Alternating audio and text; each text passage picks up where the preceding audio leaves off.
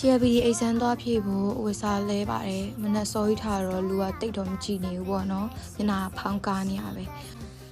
ကျမရဲ့မျက်နှာလေးကိုတီးခတ်ပြီးတော့ကြည့်ပေးကြပါဝယ်စားလဲပြီးတော့ကျမ skin care လုပ်တယ်ပေါ့နော်အိတ်ဆန်းသွားဖြည့်ရမှာဆိုတော့နည်းနည်းတော့စိတ်လှုပ်ရှားနေပြီမြေတနိုင်ဆုံးတော့ဖြည့်ခဲ့မယ်တခြားသူတွေတော့မတီးဘူးပေါ့နော်ကျမက exam တို့ဒီ interview တို့ဖြည့်ရမယ်ဆိုလို့ရှိရင်နည်းနည်း worry များတတ်တယ်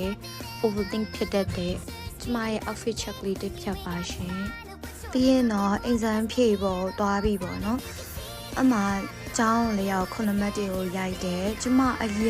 ရန်စောသွားပြီပေါ့နော်စိတ်အရန်လှုပ်ရှားပြီးတော့အင်အားစောထွက်လိုက်တာ10နာရီအရောက်ဆိုပေမဲ့10နာရီတည်းရောက်သွားတယ်အဲ့တော့ခနဲ့မဝင်ရသေးဘူးပေါ့နော်အပြင်မှာအကြာကြီးထိုင်ဆောင်နေ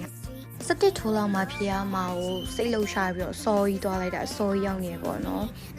ဒါတော့ကျမဖြေပြီးတော့ပြန်ထွက်လာပြီပေါ့နော်အတက်နိုင်ဆုံးတော့ဖြေခဲ့ပါတယ်